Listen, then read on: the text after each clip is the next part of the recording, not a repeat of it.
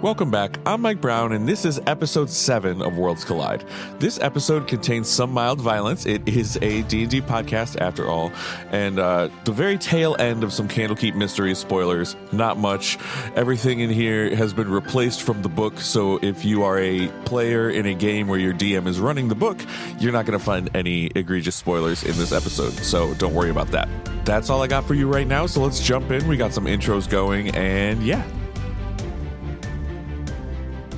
Let's do some introductions. So this time I want you to say your name, your character's favorite color, and how much experience you have had playing D&D prior to our campaign here. My name's Ryan. I play Gar. Gar's favorite color would be blue, and my experience playing D&D prior to this is just one shot. Which I DM'd, I think, unless there's more than one. Okay. My name's Melina. I play Milla, and her favorite is green. She comes from very woodsy, wintry type place, so the only real color there is green. And then I've never played D&D before this.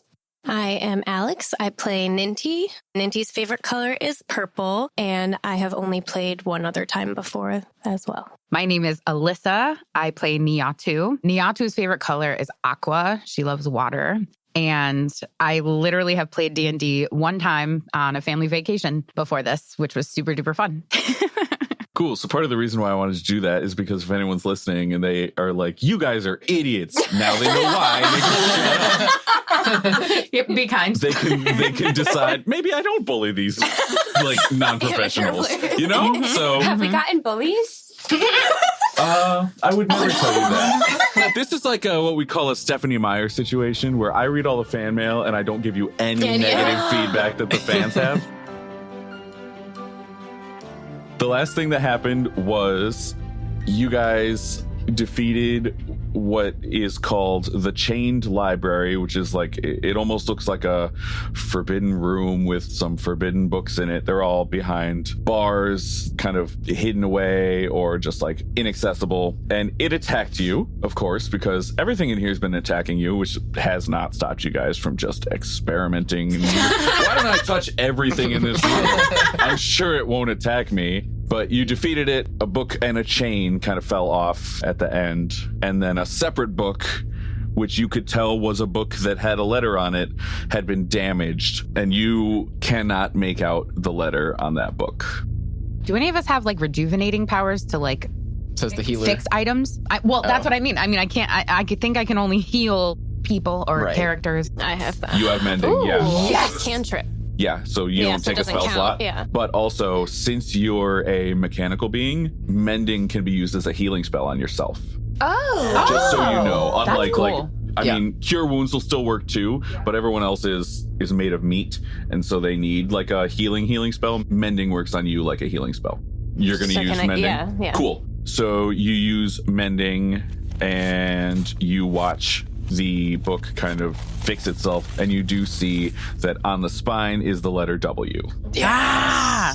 Ninty, Nice you call. did it. Okay, so should we go back out and say it? Say what? Say the word to get out of here. Which is what? What word is it? Crown. Crown. I say it's what they shot. Let's go. Okay, so you guys are going to head back down? Yeah. Yep. Heading back down. Now you're in the lobby area. You want to do the honors, Ninty? Crown. And Yes! Woo! before you celebrate, remember what's waiting for you on the other side of this thing. Well, step one. Okay. So the portal opens up, and you can see through it. You can see on the ground a bloody Matreus. You don't see an imp, but what you do see is another person kind of with his hands on Matreus, who looks like he might be incanting some sort of spell. Oh, maybe we could help out. I jumped through first. So the guy with his hands on Matreus looks up as you guys jump out, and he's like, "What are you guys doing?" Well, what are you doing? Who are you? Who are you? I am bringing back one of the preeminent curse scholars in our world. Why did you let this happen to him? Why did you let this happen? All he did was help him get out of the pocket dimension, and then I don't know. And then he kind of just keeps his hands down on him, and you see the blood kind of get sucked back up into his body, and his, like, the scratches and lacerations kind of stitch themselves up right before your eyes, and you get like a oh my god. Oh, no. This has been a day. You guys, what did you find? Hey, what did you find? You good? So much anxiety. Are you okay, first of all? Yes. Was Fastandia in there? No. But where did that thing that attacked you go? Wait, how did you get out? We found the word. Oh, what is the word? Write it down. Somebody write down the word. Okay, I write it down. Okay, cool. Okay, that's good. Okay. Well, there was the imp figurine. I brought it out. Let me calm down. Okay. I think that's best. Okay. There was an imp figurine in there. I brought it out here, and as soon as we left the dimension, it basically reconfigured itself into an actual imp and attacked me. And it wasn't a fun time. And then I woke up here. So it's So the other guy is just somewhere. like, I found him dead.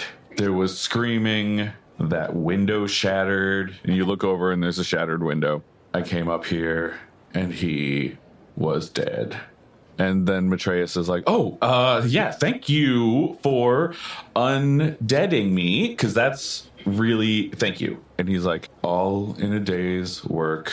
Keep learning about the curses that plague this world, and you will pay me back. Who is this Right, person? what is it? What's your name? My name is Vushadi, and I'm just a little tired of dealing with shenanigans. Like this. I don't like your attitude. We were pulled into this. The day I care whether you like me is the day I'm in the ground. Oh my Milla god. touches Breath Taker.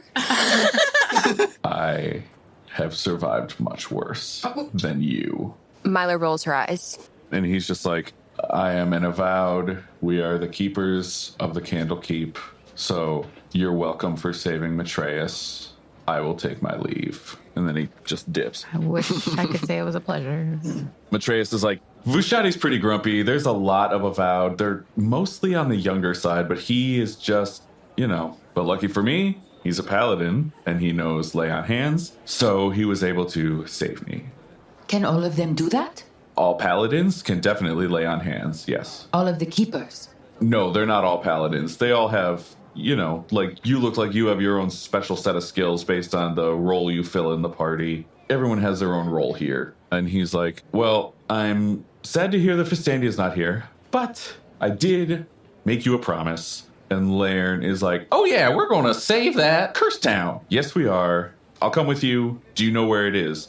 And Lairn is like, well, she didn't say, but I have a pretty good feeling it's Kara's Vale. And Matreus is like, oh, that place cannot catch a break. Okay, well, let's head out. And he starts to head out. As long as you keep following, they're going to head out to the kind of courtyard that you landed in when you arrived here in the first place. You will pass Vushadi in the hall, and he's just going to give you, like, the stink eye the whole time. Just, like, one eye half closed, one eye open, just, like, not even trying to hide his disdain at the fact that you exist. And you get out to the courtyard. You get to another one of those flying, basically, shuttles. And do you all file in? Yeah. Okay. That thing is going to fly you to the docks. So it'll be like an hour or two. You get back to the sky docks because it's not going to bring you straight to the city. These things just shuttle around the city. They don't bring you outside of the city. So you get back to the docks, and there's a bridge that kind of leads out of the town. And Lairn is like, well, we can rent a cart and get to town in one day, or we can hoof it, and it'll be about 3 days until we get there. How much is the cart? Well, I think at this stop, it happens to be 6 silver per day. That's not bad. you put a deposit down, and then you pay the rest when we get back. We've got a limited amount of time to complete our task, so I think every day that we lose is a bad idea. So, you know what? I will pay for this cart this time. Sweet, dude. Because I've been given money by the gods, this will just help us a little bit on our quest. So we don't have to spend so much time moving. Finally, you do something to help us. I was just gonna say. The shade. Well, I seem to recall paying for a lot of tabaxi rides, and I paid for all your drinks and food at that bar, but you remember what you choose to remember, I guess. And you notice for the first time that Lairn is wearing like a beaded necklace almost. Just beads all the way around, kind of like just, if you had to guess, probably around 100 perfectly spherical beads around his neck, jet black. And we've never seen this before? Not that you've never seen it before, but you just haven't noticed. And when he comes back, he walks over and he grabs the cart and he's riding the cart back to you. And you notice that 5 of the beads in the front have turned white. What's going on with your necklace there? Oh, yeah. This is another gift from the gods. Basically, he likes to say basically, I guess. You can imagine this is like a progress tracker. So the gods have estimated about how much adventure we need to bring to this world. And there are 100 beads on this necklace. And once all of them turn white, that should be enough to keep this world alive. So we're not even close. Well, you've done one thing. And again, you have 1 year. We're still on our first day. All right, let's get moving. Yeah, why don't you guys hop in the back? The weather looks like it's going to be all right. So I took off the tarp, so you should be able to fit stilts. And I'll drive because I know the way. And Matreus, why don't you ride up front with me? All right, I'm getting in. Yeah, I get in as well.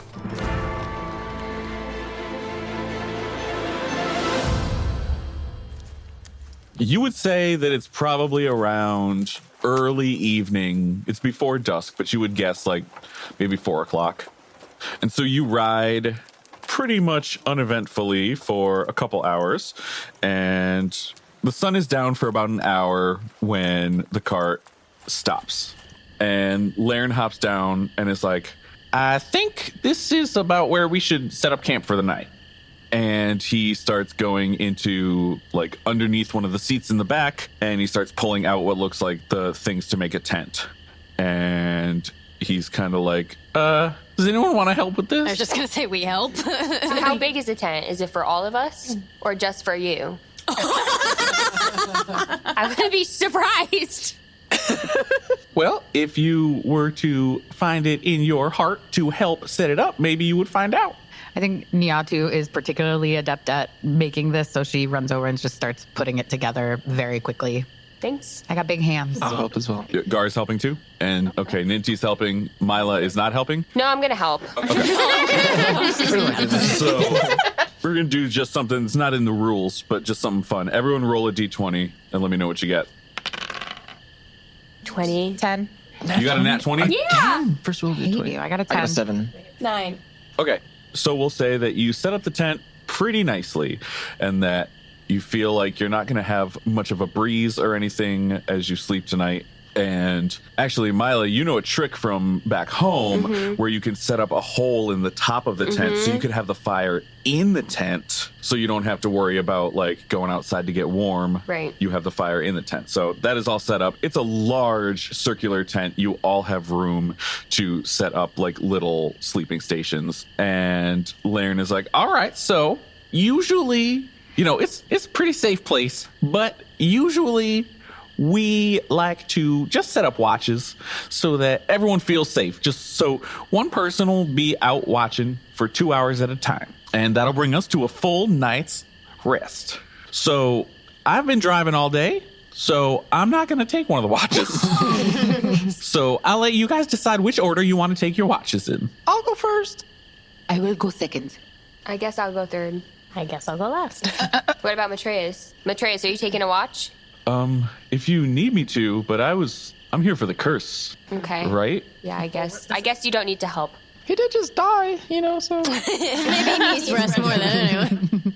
Yeah, really need I'm rest. still recovering, but if you think I'm not helping, I don't need to stay if it's not worth having me here. It's not what I meant. Oh, okay. Lairn and Matreus bundle up and get sleeping. I'm assuming that those of you who are not on first watch, like Gar is, do the same? Yes. Okay. Gar, give me a D20. I knew it. 11. All right, your watch passes uneventfully. Yo, Niatu, it's your turn to watch, dude. So Niatu begrudgingly gets up. And I go to sleep. Okay, Gar goes to sleep. Niatu, roll a D20. 12. 12. It's also going to be uneventful for Niatu's watch. Your watch passes, and it is time for you to wake up the next person. Milla, it is your turn. I jump up with Breathtaker in my hand, swinging it around. Love it. Sorry. It's okay. I take watch. Okay, roll a D20. 14. 14. Yeah. Okay, so everyone else is asleep, so the road kind of butts up against some woods. Okay. And in the woods, you can hear like a... Don't love that. And if you look towards the woods, give me an investigation check. 18, so 17. Okay, 17 is still going to do it. You see 5 sets of eyes. 5. 5 pairs of eyes. One pair is slightly larger, Okay. but they're kind of spread out ahead of you. Just Okay. you feel like, 1, this is a dangerous situation that Yeah. you're in, and 2, it's strangely familiar. Oh, brother. Okay. I don't come from a very safe place with animals. So Right. I think that I'm going to wake up the closest person to me. When you turn around to wake up Niatu, you notice the pistachio is gone. I'm really sorry. That's not what we're doing right now, but that is just something you noticed. I just wanted to get it out there. Okay. Okay, so I'm up. Can't believe you just threw that at me. Like, it was nothing. Right. The downplay. I immediately turn around and shake Niatu hard. Wake up, wake up. What? There's something out there. It has 5 sets of eyes. Okay, well, We have to go check it out. I'm gonna try to talk to it. Okay. Okay. I can speak with I can speak with animals. I'm going to use this. Okay. You gain the ability to comprehend and verbally communicate with beasts for the duration. The knowledge and awareness of many beasts is limited by their intelligence, but at minimum, beasts can give you information about nearby locations and monsters, including whatever they can perceive or have perceived within the past day. So I walk over toward the growling and attempt to communicate. I'm right behind her with Breathtaker. I first try to speak to it and say, We mean you no harm. Why are you here? Okay, so just so I'm clear, you have cast Speak with Animals, yes, meaning you have expended 1 spell slot. thank you. Excellent. And then you say that. So you hear the thing in the woods is like, harm or not, we need to eat. Maybe we can help you find food. I'm listening. Well, what do you eat? Things like you. Can you be more specific? I don't know what that word means. Okay. Do you intend to hurt us? Yes. What can I say to convince you otherwise? Well, if you give me one of you guys. Niatu, what's going on? What are they saying? So I think we may be in trouble here. Okay. It is saying that it is hungry Gotcha. and that it eats what I assume to be flesh. Okay. And either it will hurt all of us or we can give it one of us and they will leave us alone. Okay. I'm thinking we're not going to do that. Agreed, but what else can we do? You run back and wake the others and then come back so we could Okay, I will continue hurry. if I'm I very fail. fast. Keeping in mind, you have not even seen this thing yet. Everybody roll initiative. Nat 20. Damn it, that's not good. For once, I get a good roll and it's for initiative. I hate my life. I'm sorry, are you waking up the whole party so they can fight too? Yeah. Do you want to do that first or later? Astute observation. Niatu is a 25. And 64 Mo? With the +1, it's 9. 9. Milla? 5. 5. Also 5 for me. 5 for Gar. Okay. So, here's what we are going to do. Niatu, it is your turn. Last thing I knew, you were heading back toward the encampment to wake everyone up. Let's say you are 30 feet away. Okay, so I get there. I have a 35-foot walking speed, so I get there in one attempt, and I do a battle cry to immediately wake you guys up. Hey! Perfect. And so with that, that's going to be your action. Yep. And that successfully wakes up Gar and Ninty. And it also wakes up Lairn and Matreus. What the heck are you doing that for? What's happening? We are in big trouble. Get up. What's going on? There is a creature in the woods. We need to go and help Milla. It's just one creature and the two of you can't handle it? It wants to eat us. Okay, let's go. Follow me. Okay. I follow. Is Lairn up? Lairn's up. He's watching you guys go. So after that, it is the wolf's turn. So the wolf jumps out over onto from your left, Okay. not in the direction of the growling that you heard.